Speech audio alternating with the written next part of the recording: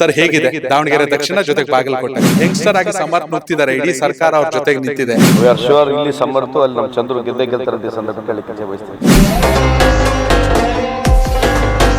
Sir, Davanagere ದಕ್ಷಿಣದಲ್ಲಿ BJP ಒಂದು surprise ಅನ್ನ ಮಾಡುತ್ತೆ. ಏನು ಅಂತ ಹೇಳಿದ್ರೆ ಮುಸಲ್ಮಾನರನ್ನ ಓಲೈಕೆ ಮಾಡುವಂತ ಪ್ರಯತ್ನವನ್ನ ಪಡ್ತಾರೆ. ಏನ್ ಹೇಳ್ತಾರೆ? ಪ್ರಧಾನಮಂತ್ರಿ ನರೇಂದ್ರ ಮೋದಿ ಸಾಹೇಬರು ಈ ಮೊನ್ನೆ ನಡೆದಂತ ಚುನಾವಣೆ 3ನೇ ಟರ್ಮ್ ಏನು ಪ್ರಧಾನಮಂತ್ರಿ ಆದ್ರಲ್ಲ, ಲಾಸ್ಟ್ ಒಂದು 15 ದಿನದ ಒಂದು ತಿಂಗಳ ಭಾಷಣ ನೋಡಿ, ಪಾಕಿಸ್ತಾನ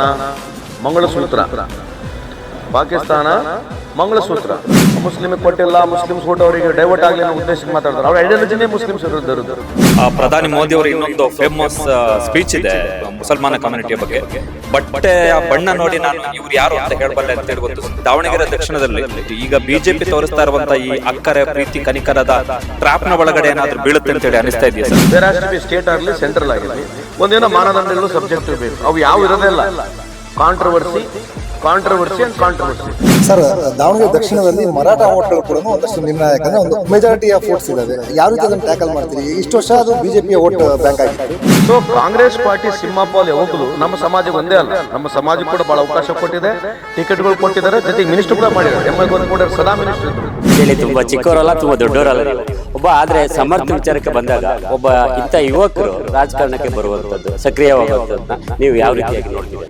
ಯಾರು ಬ್ಲೆಸ್ಡ್ ಇರ್ತಾರೆ ಸೊಸೈಟಿಯಲ್ಲಿ, they got more obligation. Ticket ವಿಚಾರದಲ್ಲಿ ಗೊತ್ತಿದೆ, ಕಾಂಗ್ರೆಸ್ ನಲ್ಲಿ ಒಂದಷ್ಟು ಮುಸ್ಲಿಂ ಕಮ್ಯುನಿಟಿಯಲ್ಲಿ ಮೆಜಾರಿಟಿ ಇದೆ ಅನ್ನೋ ವಿಚಾರಕ್ಕೋಸ್ಕರ ಒಂದು ವಾಯ್ಸ್ ರೈಸ್ ಆಯ್ತು ಸರ್. ಇದನ್ನೇ ಅಸ್ತ್ರವಾಗಿ ಇಟ್ಕೊಂಡಂತ ಬಿಜೆಪಿ ಮುಸ್ಲಿಂ ಅವರಿಗೆ ಕಾಂಗ್ರೆಸ್ ಮೋಸ ಮಾಡಿದೆ ಅನ್ನೋ ವಿಚಾರವನ್ನ ಇಟ್ಕೊಂಡು ಓಡಾಡ್ತಾ ಇದೆ. ಅವರು ಮುಸ್ಲಿಂ ಪರವಾಗಿಲ್ಲ, ಹಿಂದೂ ಪರವಾಗಿಲ್ಲ. ಅವರು ಗ್ಯಾರಂಟಿ ಸ್ಕೀಮ್ ಈ ಎಲೆಕ್ಷನ್ ನ one of the core subject. ಎಷ್ಟು ಮಟ್ಟಿಗೆ ಪ್ಲಸ್ ಆಗ್ತದೆ ಸರ್? ನಮಸ್ಕಾರ ವೀಕ್ಷಕರೇ, ಡಿಜಿಟಲ್ ಮಾಧ್ಯಮ ಇತಿಹಾಸದಲ್ಲೇ ಮೊದಲ ಬಾರಿಗೆ ವಿನೂತನ ಪ್ರಯತ್ನ. ರಾಜ್ಯದ ಬೇರೆ ಬೇರೆ ಜಿಲ್ಲೆಗಳ ಹಿರಿಯ ಪತ್ರಕರ್ತರುಗಳು ಸೇರ್ಕೊಂಡು ದಾವಣಗೆರೆ ದಕ್ಷಿಣವನ್ನ ಉಪಚುನಾವಣೆಯನ್ನ ಒಟ್ಟಾಗಿ ಕವರ್ ಮಾಡ್ತಾ ಇದೀವಿ. ನಮಗೆ ಖುಷಿ ವಿಚಾರ, ಕರ್ನಾಟಕ ಸರ್ಕಾರದ ಹೆಮ್ಮೆಯ ಕಾರ್ಮಿಕ ಸಚಿವರಾಗಿರುವಂತಹ ಸಂತೋಷ್ ಲಾಡ್ ಅವರು ಕೂಡ ಅಬ್ಬರದ ಪ್ರಚಾರದಲ್ಲಿ ನಿರತರಾಗಿದ್ದಾರೆ ದಾವಣಗೆರೆಯಲ್ಲಿ. ಅವ್ರನ್ನೇ ಮಾತಾಡ್ಸ್ತಾ ಹೋಗೋಣ. ಮೊದಲನೇದಾಗಿ welcome to our show sir. Thank you. First of all unique ತರದ ಕಾನ್ಸೆಪ್ಟ್ ಟ್ರೈ ಮಾಡ್ತಾ ಇದ್ದಾರೆ ನೀವೆಲ್ಲರೂ. I wish you all the best. Hope ನಿಮಗೂ ಸ್ವಲ್ಪ ಜಾಸ್ತಿ ಫ್ರೀಡಮ್ ಸಿಗಲಿ ಕೇಂದ್ರ ಸರ್ಕಾರ ಅಂತ ಈ ಸಂದರ್ಭಕ್ಕೆ ಕೇಳಲಿಕ್ಕೆ ಇಚ್ಛೆ ಬಯಸ್ತೀನಿ. ಹೋಪ್ ನಮ್ಮ ವಿಡಿಯೋಸ್ಗಳು ಡೌನ್ಲೋಡ್ ಆಗಬಾರ್ದು. Thank you so much sir. Sir ಹೇಗಿದೆ ದಾವಣಗೆರೆ ದಕ್ಷಿಣ ಜೊತೆಗೆ ಬಾಗಲಕೋಟೆ? ಎರಡೂ ಚೆನ್ನಾಗಿದೆ. ಐ ಥಿಂಕ್ ಕಂಫರ್ಟಬಲ್ ಮಾರ್ಜಿನಲ್ಲಿ ಎರಡೂ ನಾವು ಕ್ಷೇತ್ರ ಗೆಲ್ತೀವಿ ಅಂತ ನನಗೆ ವಿಶ್ವಾಸ ಇದೆ, ನಂಬಿಕೆ ಇದೆ. ಓಕೆ ಸರ್, ಮುಖ್ಯವಾಗಿ ಜಾಸ್ತಿ ಕೇಳಿ ಬರ್ತಾ ಇದ್ದಿದ್ದು ದಾವಣಗೆರೆ ವಿಚಾರಕ್ಕೆ ಅಂತ ಬಂದಾಗ ಟಿಕೆಟ್ ವಿಚಾರದಲ್ಲಿ ಸಾಕಷ್ಟು ವ್ಯತ್ಯಾಸಗಳು, ಕುಟುಂಬ, ಮತ್ತೊಂದು ಮಗದೊಂದು. ಈಗ ಅದ್ರ ಪೋಸ್ಟ್ ಮಾರ್ಟಮ್ ಅಗತ್ಯ ಇಲ್ಲ, ಆದ್ರೂ ಕೂಡ ಯಂಗ್ಸ್ಟರ್ ಆಗಿ ಸಮರ್ಥ ನುಗ್ತಿದ್ದಾರೆ, ಇಡೀ ಸರ್ಕಾರ ಅವ್ರ ಜೊತೆಗೆ ನಿಂತಿದೆ. ಏನು ಅನ್ಸುತ್ತೆ ಸರ್ ನಿಮಗೆ? ಅಲ್ಲ, ಗೆಲ್ತೀವಿ ಡೆಫಿನೆಟ್ಲಿ. ಗೊಂದಲ ಇತ್ತು, ಆ ಡಿಫ್ರೆನ್ಸಸ್ನೆಲ್ಲ ಓವರ್ಕಮ್ ಮಾಡಿದ್ದೇವೆ. ಹೈಕಮಾಂಡು ಪ್ಲಸ್ ಇಲ್ಲಿರ್ತಕ್ಕಂಥ ಲೋಕಸ್ಥಳೀಯ ಲೀಡರ್ಗಳು, ನಮ್ಮ ಪಕ್ಷದ ಮುಖಂಡರುಗಳೆಲ್ಲ ಸೇರಿ ಡಿಫ್ರೆನ್ಸ್ ಅಂತ ಇರತಕ್ಕಂಥದ್ದು ನಿಜ ಇತ್ತು. ಬಟ್ ಅದನ್ನೆಲ್ಲ ಓವರ್ಕಮ್ ಮಾಡಿ ಈಗ ಚುನಾವಣೆಗೆ ಆಲ್ರೆಡಿ ಇನ್ನೊಂದು 2 ದಿನದಲ್ಲಿ ವೋಟಿಂಗ್ ಇದೆ. I think we are sure ಇಲ್ಲಿ ಸಮರ್ಥ ಅಲ್ಲಿ ನಮ್ಮ ಚಂದ್ರು ಗೆಲ್ತಾರೆ ಅಂತ ಈ ಸಂದರ್ಭಕ್ಕೆ ಕೇಳಲಿಕ್ಕೆ ಇಚ್ಛೆ ಬಯಸ್ತೀನಿ. ಸರ್, ದಾವಣಗೆರೆ ದಕ್ಷಿಣದಲ್ಲಿ ಬಿಜೆಪಿ ಒಂದು ಸರ್ಪ್ರೈಸ್ ಅನ್ನ ಮಾಡ್ತು. ಏನು ಅಂತ ಹೇಳಿದ್ರೆ ಮುಸಲ್ಮಾನರನ್ನ ಓಲೈಕೆ ಮಾಡುವಂತ ಪ್ರಯತ್ನವನ್ನ ಪಡ್ತು. ಏನ್ ಹೇಳ್ತೀರಿ ಸರ್? ಅದು ಹೇಳ್ತಿರೋದು, ಇದು ಭಾಳ ಒಳ್ಳೆಯ ಪ್ರಶ್ನೆ ಇದೆ. ಭಾಳ ಆಳವಾಗಿ ನಾವು ಚರ್ಚೆ ಮಾಡಬೇಕು. ಅವರು ಇಲ್ಲಿ ಮುಸಲ್ಮಾನರ ಪರವಾಗಿ ಮಾತನಾಡ್ತಿರೋದು ಅದು okay, it's only for timing. But over all ನೀವು ಪರ್ಸೆಪ್ಷನ್ ನೋಡಿದ್ರೆ, ಭಾರತ ದೇಶ ಪರ್ಸೆಪ್ಷನ್ ಕಳೆದ 12 ವರ್ಷ ನೋಡಿದ್ರೆ ಅವರು ಪರ್ಫಾರ್ಮೆನ್ಸ್ ಮೇಲೆ ಜಾಸ್ತಿ ಫೋಕಸ್ ಮಾಡಲ್ಲ. ಉದಾಹರಣೆಗೆ ಪ್ರಧಾನಮಂತ್ರಿ ನರೇಂದ್ರ ಮೋದಿ ಸಾಹೇಬರು ಈ ಮೊನ್ನೆ ನಡೆದಂಥ ಚುನಾವಣೆಯಲ್ಲಿ 3ನೇ ಟರ್ಮ್ ಏನು ಪ್ರಧಾನಮಂತ್ರಿ ಆದ್ರಲ್ಲ, ಲಾಸ್ಟ್ ಒಂದು 15 ದಿನದ ಒಂದು ತಿಂಗಳ ಭಾಷಣ ನೋಡಿ, ಪಾಕಿಸ್ತಾನ ಮಂಗಳಸೂತ್ರ ಅಂದರೆ ಒಬ್ಬ ದೇಶದ ಪ್ರಧಾನಮಂತ್ರಿ 2 ಬಾರಿ ಸಂಪೂರ್ಣ 10 ವರ್ಷ ಸಂಪೂರ್ಣ ಬಹುಮತ ಸಿಕ್ಕು, ಮತ್ತು ನೀವೇ ಸಬ್ಕಾ ಸಾಥ್ ಸಬ್ಕಾ ವಿಕಾಸ್ ಅಂತ ನೀವೇ ಹೇಳಿದ್ರಿ. ಚುನಾವಣೆ ಬಂತು, ನರೇಶನ್ ಎಲ್ಲಿಗೆ ಬಂತು? ಸೊ ಅವರು ಇದೊಂದು ಏನೋ ಸುಮ್ಮನೆ ಕಾಟಾಚಾರಕ್ಕೇನೋ ಮುಸ್ಲಿಮಿಗೆ ಕೊಟ್ಟಿಲ್ಲ, ಮುಸ್ಲಿಮ್ಸ್ ಓಟ್ ಅವರಿಗೆ ಡೈವರ್ಟ್ ಆಗಲಿ ಅನ್ನೋ ಉದ್ದೇಶಕ್ಕೆ ಮಾತಾಡ್ತಾರೆ. ಅವ್ರ ಐಡಿಯಾಲಜಿನೇ ಮುಸ್ಲಿಮ್ಸ್ ವಿರುದ್ಧ. ಐಡಿಯಾಲಜಿ ಆಫ್ BJPಗೆ ನಾವು ಡಿಸ್ಪ್ಯೂಟ್ ಮಾಡಲ್ಲ, ರೆಸ್ಪೆಕ್ಟ್ ಇರಬೇಕು. Every ideology there should be respect in the democratic system. But ಆದರೆ ಬರೀ ಇವ್ರನ್ನೇ ಬೈಯೋದು. 12 ವರ್ಷ ಆಗ್ಲಿಕ್ಕೆ ಬಂತು, ನೆಹರೂರನ್ನ ಬೈತಾರೆ. ದಿನ ಬೆಳಿಗ್ಗೆ ಇದ್ದರೆ ಮುಸಲ್ಮಾನರನ್ನ ಟಾರ್ಗೆಟ್ ಮಾಡೋದು, ಬೈಯೋದು, ಅಥವಾ ಬಾಂಗ್ಲಾದೇಶ ಅಥವಾ ಪಾಕಿಸ್ತಾನ ಅಥವಾ ಅಫ್ಘಾನಿಸ್ತಾನ. ಇವು 12 ವರ್ಷದಲ್ಲಿ ಇತ್ತೀಚಿನ ದಿನಮಾನಗಳಲ್ಲಿ ನೀವು ಯಾವುದೇ ಮೀಡಿಯಾದಲ್ಲಿ ಹೋದರೆ ಜಾಸ್ತಿ ಜನಕ್ಕೆ ಇದರಲ್ಲಿ ಡಿಬೇಟ್ ಮಾಡಲಿಕ್ಕೆ ಒಂದು ಪ್ರಯತ್ನ ಮಾಡಿದ್ದಾರೆ. ಅದು ಬಿಟ್ಟರೆ ಬೇರೆ nothing else for them. So ಒಟ್ಟಾರೆ ನೀವು ಕೇಳಿರ್ತಕ್ಕಂಥ ಪ್ರಶ್ನೆಗೆ ಇವರಿಲ್ಲಿ ಮಾತನಾಡ್ತಕ್ಕಂಥದ್ದು ಕೇವಲ ಅದು ಮೊಸಳೆ ಕಣ್ಣೀರು, ಇದು ಯಾವುದಕ್ಕೆ ಇಂಟ್ರೆಸ್ಟ್ ಇಲ್ಲ, ಬರೀ ಓಟ್ ಡಿವೈಡ್ ಆಗ್ಬೋದು ಅನ್ನೋ ಉದ್ದೇಶಕ್ಕೆ ಹೇಳ್ತಾರೆ ಅಷ್ಟು ಬಿಟ್ಟರೆ ಏನಿಲ್ಲ. ಸರ್, ಈಗ ನೀವು ಮಂಗಳಸೂತ್ರದ ಬಗ್ಗೆನೂ ಹೇಳಿದ್ರಿ. ಪ್ರಧಾನಿ ಮೋದಿ ಅವರು ಇನ್ನೊಂದು ಫೇಮಸ್ ಸ್ಪೀಚ್ ಇದೆ ಮುಸಲ್ಮಾನ ಕಮ್ಯುನಿಟಿಯ ಬಗ್ಗೆ. ಬಟ್ಟೆ ಬಣ್ಣ ನೋಡಿ ನಾನು ಇವ್ರು ಯಾರು ಅಂತ ಹೇಳಬಲ್ಲೆ ಅಂತೇಳಿ ಒಂದು ಸ್ಟೇಟ್ಮೆಂಟ್ ಅನ್ನು ಕೊಟ್ಟಿದ್ರು. ಸರ್, ಅಂತಹ ಸಂದರ್ಭದಲ್ಲಿ ದಾವಣಗೆರೆ ದಕ್ಷಿಣದಲ್ಲಿ ಮುಸಲ್ಮಾನ ಕಮ್ಯುನಿಟಿ ಈಗ ಬಿಜೆಪಿ ತೋರಿಸ್ತಾ ಇರುವಂತ ಈ ಅಕ್ಕರೆ ಪ್ರೀತಿ ಕನಿಕರದ ಟ್ರಾಪ್ನ ಒಳಗಡೆ ಏನಾದ್ರು ಬೀಳುತ್ತೆ ಅಂತೇಳಿ ಅನಿಸ್ತಾ ಇದೆಯಾ ಸರ್ ನಿಮ್ಮ ಕ್ಯಾಂಪೇನ್ನ ಪ್ರಕಾರ? ಕ್ಯಾಂಪೇನ್ ನಮಗಿದೆ, ಜನ ಎಲ್ಲೂ ಓಟ್ ಹಾಕ್ಬೇಕು, ಓಟ್ ಹಾಕ್ತಾರೆ. ಬಟ್ ನಾವು ಹೇಳ್ತಿರೋದು beyond this we are going. ಅಂದರೆ ಏನು ಚುನಾವಣೆ ಬಂದಾಗ ಏನು ಸಬ್ಜೆಕ್ಟ್ ಅಂತಕ್ಕಂಥದ್ದು ನಿಮ್ಮ ಮುಖಾಂತರ ಫ್ಯೂಚರಿಸ್ಟಿಕ್ ಆಗಿ ಆಗಬೇಕು. ಏನು ಸಬ್ಜೆಕ್ಟಿವ್ ಚುನಾವಣೆ ಹೆಂಗಿರ್ಬೇಕಂತಕ್ಕಂಥದ್ದು ನಿಮ್ಮ ಮಾಧ್ಯಮ ಮುಖಾಂತರ ಆಗಲಿ. ಏನು ಇಶ್ಯೂ ಬೇಸ್ ಹೆಂಗೆ ಎಲೆಕ್ಷನ್ ಆಗಬೇಕು, ಯಾವ ಇಶ್ಯೂಸ್ ಬಗ್ಗೆ ಮಾತನಾಡಬೇಕಂತಕ್ಕಂಥದ್ದು ಆಗಲಿ ಅಂತ ತಮ್ಮ ಮುಖಾಂತರ ಹೇಳಲಿಕ್ಕೆ ಇಚ್ಛೆ ಬಯಸ್ತೇನೆ. ಯಾಕಂದರೆ whenever there is election in this country, there has to be state ಆಗಲಿ ಸೆಂಟ್ರಲ್ ಆಗಿರಲಿ, ಒಂದೇನೋ ಮಾನದಂಡಗಳು ಸಬ್ಜೆಕ್ಟಿವ್ ಬೇಕು. ಅವು ಯಾವ ಇರೋದೇ ಇಲ್ಲ. Controversy and controversy. ಸೊ ನೀವು ಬೆಳಗ್ಗಿನಿಂದ ಸಾಯಂಕಾಲವರೆಗೆ ಜನರಿಗೆ ನಾವೇ, including you and me, all people, if you want to feed controversies, real subject real issues ಹೋಗೇ ಬಿಡ್ತದೆ. ಸೊ ಜನ ಅದನ್ನೇ ಫೀಡ್ ತೊಗೊಳ್ತಾರೆ, ಅದೇ ರೀತಿಯಾಗಿ ರಿಯಾಕ್ಟ್ ಮಾಡ್ತಾರೆ. ಸೊ ಇಟ್ ಈಸ್ ಹೋಲಿಸ್ಟಿಕ್ಕಾಗಿ ನಮ್ಮನ್ನೆಲ್ಲ ರೆಸ್ಪಾನ್ಸಿಬಿಲಿಟಿ. ಸೊ ಮೊನ್ನೆ ನೀನು 2 ಹುಡುಗರು ಸಿಕ್ಕಿದ್ರು. ನಾನು ಅಂದರೆ you are all watch dog, they are the watch dog of this democracy. Younger generation ಅವರು, I personally request all the younger generation to participate ಅಂದರೆ ಬಂದು ಜೆಂಡ ಹಿಡಿಬೇಕು, ಯಾರು ಪಾರ್ಟಿ ಪರ್ಬೇಕಂತಲ್ಲ, ಹತ್ತರಿಂದ ನೋಡಬೇಕು ಚುನಾವಣೆ ರಾಜಕಾರಣ, ಹತ್ತರಿಂದ ಅರ್ಥ ಮಾಡ್ಕೋಬೇಕಂದ್ರೆ ಈ ದೇಶಕ್ಕೆ ರಾಜಕೀಯ ಅನಿವಾರ್ಯ ಇದೆ. ಹೆಂಗೆ ನಡೀತದೆ ನಮ್ಮ ಡೆಮೋಕ್ರಸಿ ಸೆಟಪ್ನಲ್ಲಿ. ಅವರು ಎಷ್ಟು ಇದನ್ನು ಕೇರ್ಲೆಸ್ ಆಗಿ ತೊಗೊಂಡ್ರೆ ಅಷ್ಟು ನಮಗೆ ಓಡ್ತಾಯಿದೆ, ಸಮಾಜಕ್ಕೆ ಓಡ್ತಾಯಿದೆ. ಸೊ ಭಾಳ ಹತ್ತರಿಂದ ಸೂಕ್ಷ್ಮವಾಗಿ ಅರ್ಥ ಮಾಡ್ಕೊಂಡು ಪಾಲಿಸಿ ಬಗ್ಗೆ, ಪ್ರೋಗ್ರಾಮ್ಸ್ ಬಗ್ಗೆ, ಸರ್ಕಾರದ ಬಗ್ಗೆ ಇವತ್ತು ಇನ್ಫಾರ್ಮೇಷನ್ ಜಾಸ್ತಿ ಸಿಗೋದ್ರಿಂದ ಕ್ಲೋಸಾಗಿ ಮಾನಿಟರ್ ಮಾಡಿ, ನಾಟ್ ಗೋಯಿಂಗ್ ಬಯಾಸ್ಡ್ ಆಗಿ ಯಾವುದೋ ಒಂದು ಇನ್ಸಿಡೆಂಟ್ನ ತೊಗೊಂಡು ತಲೆ ಮೇಲೆ ಹಾಕೋಣತಕ್ಕಂಥ ಏನು ಅವಶ್ಯಕತೆ ಇಲ್ಲ. ಯಾಕೆ ಹೇಳ್ತಾ ಇದ್ದೀನಿ ಅಂತಂದರೆ, ನಾನು ಈ ದೊಡ್ಡ ದೇಶ ಇದು, ಇನ್ಸಿಡೆಂಟ್ಸ್ಗಳು ಬರ್ತವೆ, ಅಕ್ಕರಾಗ್ತವೆ, ಹೋಗ್ತವೆ, ಚೇಂಜ್ ಆಗ್ತಾನೆ ಇರ್ತದೆ. ಆದರೆ ಒಂದು ಮಾತ್ರ ನಿಜ, ಈ ದೇಶ ಬಿ ಜೆ ಪಿದಲ್ಲ, ಈ ದೇಶ ಕಾಂಗ್ರೆಸ್ದಲ್ಲ, ಯಾವ ಪೊಲಿಟಿಕಲ್ ಪಾರ್ಟಿದಲ್ಲ.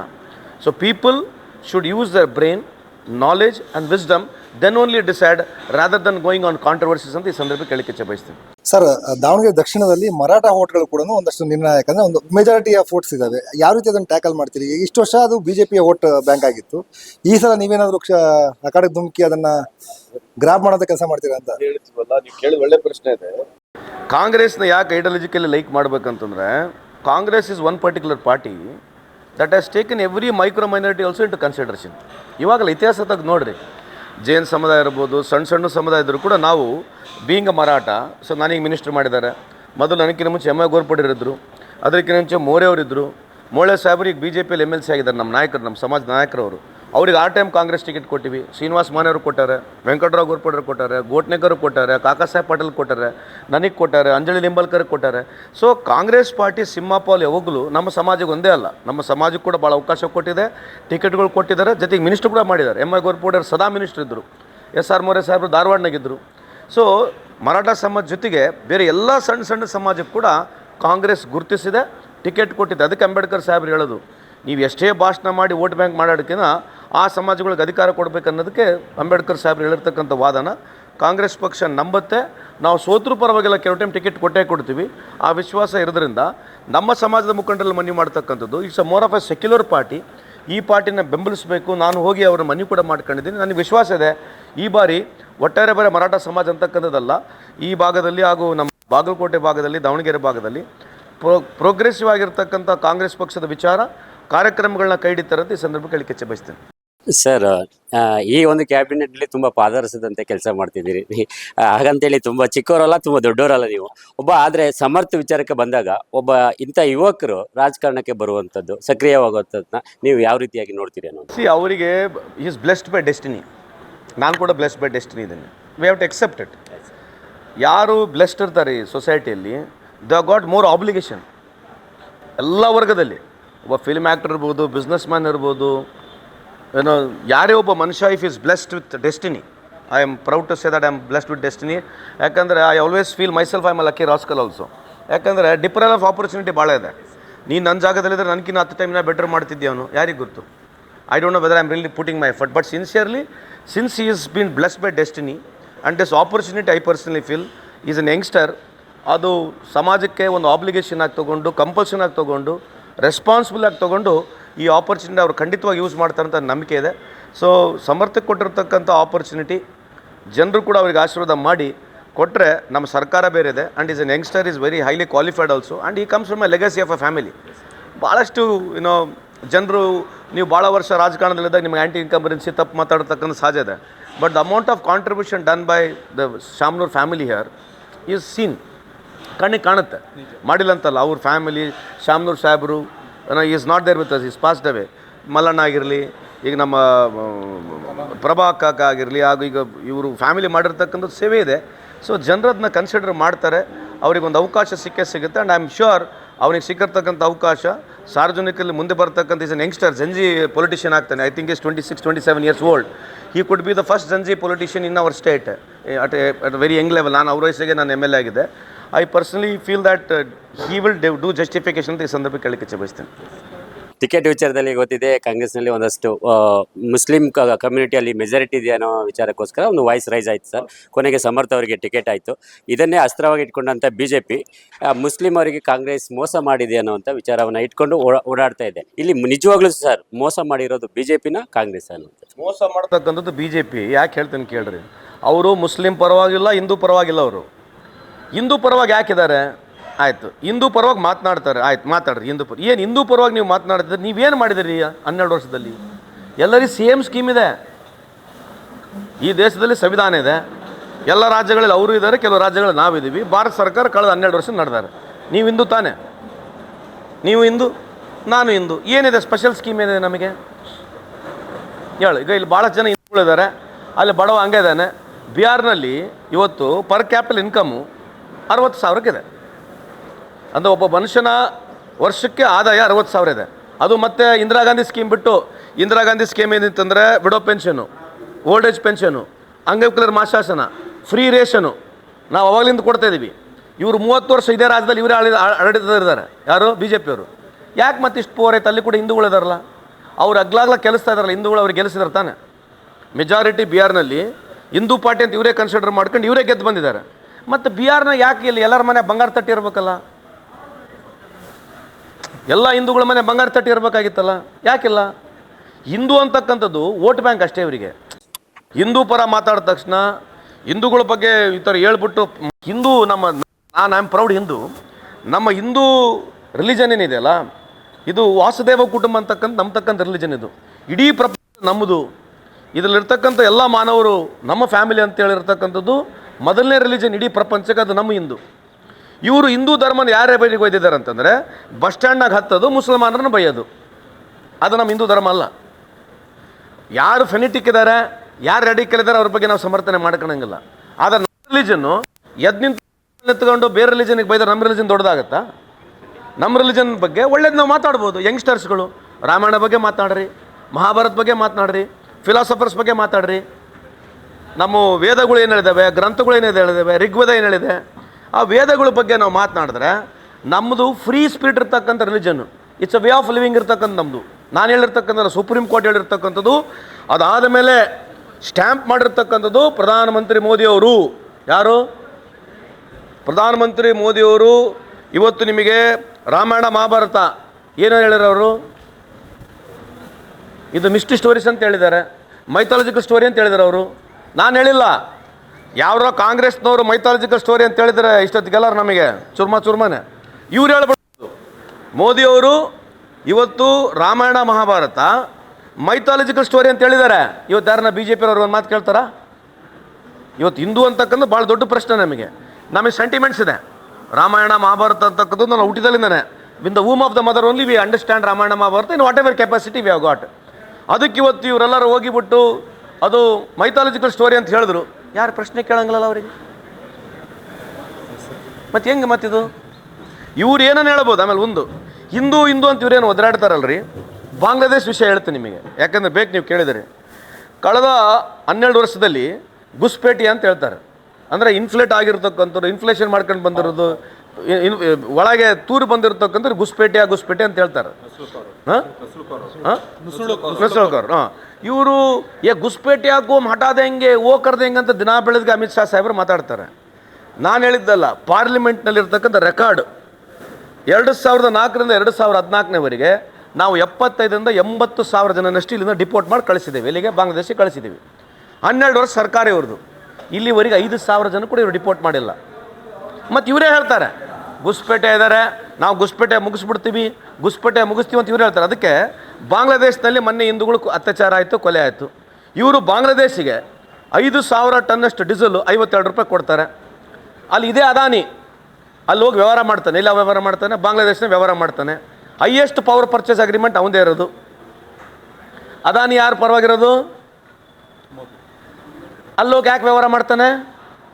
ಇವ್ರು 52 ರೂಪಾಯಿಗೆ ಯಾಕೆ ಡೀಸೆಲ್ ಕೊಡ್ತಾರೆ? ಇವ್ರು ಹಿಂದೂ ಪರವಾಗಿರೋ ದೇಶ ಹೌದಲ್ಲ ನಮ್ಮದು. ಸರ್, ಸಬ್ಜೆಕ್ಟಿವ್ ಎಲೆಕ್ಷನ್ ನೀವು ಹೇಳಿದಂತ ಆರಂಭದ ಮಾತು, ಗ್ಯಾರಂಟಿ ಸ್ಕೀಮು ಈ election one of the core subject. ಎಷ್ಟು ಮಟ್ಟಿಗೆ ಪ್ಲಸ್ ಆಗ್ತಿದೆ ಸರ್ ಎಲೆಕ್ಷನ್ ನಲ್ಲಿ? ಸ್ಕೀಮ್ ತೊಗೊಂಡ್ರೆ ಎಲ್ಲರೂ 100% ವೋಟ್ ಹಾಕಲ್ಲ. We have to be very honest. No political party will get 100% of vote. Very common ಅಲ್ವಾ? ಸೊ ಇಷ್ಟೆಲ್ಲ ಮೋದಿ ಸಾಹೇಬ್ರು ಇಷ್ಟೆಲ್ಲ ಮಾತಾಡಿದ್ರೆ ಅವ್ರು ಇರೋದೇ 35% ವೋಟು ಇಲ್ಲಿವರೆಗೆ. ಭಾರತ ದೇಶದಲ್ಲಿ ಮೋದಿ ಸಾಹೇಬ್ರು ಸಿಕ್ಕಿದ್ರೆ ಕೇವಲ 35% ವೋಟು. ಅದ್ರ ಬಿಲ್ಡಪ್ ನೋಡಿದ್ರೆ ಏನು 100% ತೊಗೊಂಡಂಗೆ ಮಾಡ್ತಾರೆ. That's okay. ಈಗ ನಾವು ಕೂಡ I am not trying to build up a story that will take more than 60% of vote share. ಸಾಧ್ಯನೇ ಇಲ್ಲ. ವಿನ್ನಿಂಗಿಗೆ ಏನು ಬೇಕೋ ಅಷ್ಟು ತೊಗೊಂಡೇ ತೊಗೊಳ್ತೀವಿ. ಬಟ್ ಡೆಫಿನೆಟ್ಲಿ ಗ್ಯಾರಂಟಿ ಪ್ರೋಗ್ರಾಮ್ಸು ನಮ್ಮ ಕರ್ನಾಟಕ ರಾಜ್ಯದಲ್ಲಿ ಭಾಳಷ್ಟು ಹೆಣ್ಮಕ್ಳಿಗೆ ಅನುಕೂಲ ಮಾಡಿದೆ. ಒಂದು ನಮ್ಮ ಗ್ಯಾರಂಟಿ 5 ಪ್ರೋಗ್ರಾಮ್ಸ್ಗಳು ಡೈರೆಕ್ಟ್ಲಿ ಇಂಡೈರೆಕ್ಟ್ಲಿ ಸುಮಾರು 5,000 to 6,000 ರೂಪಾಯಿ ಹೆಲ್ಪ್ ಆಗುತ್ತೆ. ಒಂದು ಬಸ್ಸು, ಒಂದು ಎಲೆಕ್ಟ್ರಿಸಿಟಿ, ಒಂದು ನಿಮಗೆ ಪವರ್ ಟು ಅದು ಮನೆಯದು ಪವರು, ಪ್ಲಸ್ 10 kg ಅಕ್ಕಿ, ಪ್ಲಸ್ ಯುವ ನಿಧಿ. ಆ್ಯಾವ್ರೇಜ್ ನೋಡಿದ್ರೆ ಈ 5 ಪ್ರೋಗ್ರಾಮ್ ಬಿಟ್ಟರೆ ಕೇಂದ್ರ ಸರ್ಕಾರ ನಾವು ಮೊದಲು ಮಾಡಿರ್ತಕ್ಕಂಥ widow pension, old age pension, ಅಂಗವಿಕಲರ ಮಾಸಾಸನ, ವೃದ್ಧಾಪ್ಯ ವೇತನ, ಆ 4 ಇವು 5 ಹಾಕಿದರೆ ಇವತ್ತು ಒಂದು ಮನೆಗೆ 7,000 to 8,000 ರೂಪಾಯಿ ನಮ್ಮ ಪ್ರೋಗ್ರಾಮ್ಗಳು. ಇವು ಬಿಟ್ಟರೆ ಬಿ ಜೆ ಪಿದು ಯಾವುದೋ ಒಂದು ಪ್ರೋಗ್ರಾಮ್ ಇಲ್ಲ ಮನೆಗೆ ಹೋಗಿ ರೊಕ್ಕ ಮುಟ್ಟಂಥವು. ಚೆಕ್ ಮಾಡಿ ನೋಡಿ ಬೇಕಿದ್ರೆ ನೀವು. ಈ ಪ್ರೋಗ್ರಾಮ್ಗಳು ಬಿಟ್ಟರೆ ನಾನು ಹೇಳಿರೋ ಪ್ರೋಗ್ರಾಮ್ಗಳು ಬೇರೆನ ಬಿ ಜೆ ಪಿಗೆ ಮುಟ್ತಕ್ಕಂಥ ಪ್ರೋಗ್ರಾಮ್ಗೆ ಚೆಕ್ ಮಾಡಿ ನೋಡಿ. ನಮ್ಮ ಪ್ರೋಗ್ರಾಮ್ಗಳು ಅವ್ರು ಓಡಿಸೋದಷ್ಟೇ. ಹಳೆಯ ಕಾಲದ್ದು ಇಂದಿರಾ ಗಾಂಧಿ ಕಾಲದಿಂದ ಕಾಂಗ್ರೆಸ್ ಮಾಡಿರೋ ಪ್ರೋಗ್ರಾಮ್ಗಳೇ ಓಡಿಸ್ತಿದ್ದಾರೆ. ಅಷ್ಟು ಬಿಟ್ಟರೆ ಇವರು ಯಾರೂ ಒಂದು ಹೊಸ ಪ್ರೋಗ್ರಾಮ್ ಮಾಡಿಲ್ಲ.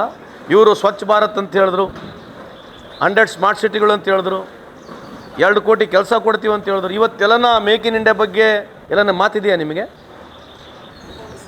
ನೀವೆಲ್ಲ ಓದಿ ಕಲ್ತಿದ್ದೀರಿ. ಸುಮ್ಮನೆ ಕೊನೆಯದು ಮುಗಿಸ್ತೀನಿ. ಇದು ಭಾಳ ಇಂಪಾರ್ಟೆಂಟ್ ಇದೆ. ಕಳೆದ 12 ವರ್ಷದಲ್ಲಿ ಇವತ್ತು ನಾವು ಚೈನಾಗೆ $120 ಬಿಲಿಯನ್ ನಾವು ಇಂಪೋರ್ಟ್ ಮಾಡ್ತೀವಿ. ಚೈನಾದಿಂದ ನಾವು $120 ಬಿಲಿಯನ್ ಇಂಪೋರ್ಟ್ ಮಾಡ್ತೀವಿ. 7 ವರ್ಷ ಪುಣ್ಯಾತ್ಮ ಚೈನಾ ಕಡೆ ಮಕ್ಕಂಡಿಲ್ಲ ನಮ್ಮ ಸಾಹೇಬರು. ಅವ್ರಿಗೆ ತೊಟ್ಲ ಕರ್ಕೊಂಬಂದಿರು. ಪಿಂಗಿಗೆ ತೊಟ್ಲನಾಗ ಬಂದು ಇಬ್ಬರು ಗುಜರಾತ್ನಾಗ ತೊಟ್ಲನಾಗ ಆಯ್ತು. ಅದಾದಮೇಲೆ ಇಬ್ಬರಿಗೆ ಒಂದು ಡಿವೋರ್ಸ್ ಆಯಿತು. ಅದಾದಮೇಲೆ 7 ವರ್ಷ ಮಾತುಕತೆ ಬಿಟ್ಬಿಟ್ಟಿದ್ರು. ಇಲ್ಲಿವರೆಗೆ 12 ವರ್ಷದಲ್ಲಿ ನಮ್ಮ ಇಂಪೋರ್ಟ್ ಫ್ರಮ್ ಚೈನಾ $120 ಬಿಲಿಯನ್ ಇದೆ. ಉದ್ದಿನ ಕಡ್ಡಿ ಅಲ್ಲಿಂದನೇ ಬರುತ್ತೆ. ಉದ್ದಿನ ಕಡ್ಡಿ ಮೊದಲು ಮಾಡಲಿಂದ ಬರ್ತದೆ. ಛತ್ರಿ ಈ ದೇಶದಲ್ಲಿ 60% to 70% ಛತ್ರಿ ಅಲ್ಲಿಂದನೇ ಬರ್ತದೆ. ಆದರೂ ಏನು ಭಾಳ ದೊಡ್ಡ ಸಾಧನೆ ಮಾಡಿ ಹಂಗೆ ಭಾರತ ದೇಶನ ಉದ್ಧಾರ ಮಾಡ್ದಂಗೆ ಮಾತಾಡ್ತಾರೆ. ಏನು ಮಾತಾಡ್ಬೇಕು ನಾವೀಗ? ಈ ಪ್ರಶ್ನೆ ಕೇಳೋದು ಸರಿ ಇದೆಲ್ಲೋ? ನಾನು ಅದೇ ಹೇಳ್ತದ್ದು ಬಿ ಜೆ ಪಿ ಯುವಕರಲ್ಲಿ, ನೀವು ಬಿ ಜೆ ಪಿನಾಗಿರ್ರಿ, ಬಿ ಜೆ ಪಿನಲ್ಲಿ ನೀವು ಪ್ರಶ್ನೆ ಕೇಳಬೇಕು. ಓಶೋ ಅದೇ ಹೇಳೋದು, ನೀವು ಒಪ್ಕೋಬೇಡ್ರಿ. Nobody is a god to this country. ಈ ದೇಶಕ್ಕೆ ದೇವರಾಗ ಸಾಧ್ಯನೇ ಇಲ್ಲ. ಅದು ಒಬ್ಬನಿಂದ ಇಡೀ ದೇಶ ನಡೆಯೋಕ್ಕೂ ಸಾಧ್ಯ ಇಲ್ಲ. ಹೌದು, ಇಂಪಾರ್ಟೆಂಟ್ ಜನ ಇದ್ದೇ ಇರ್ತಾರೆ.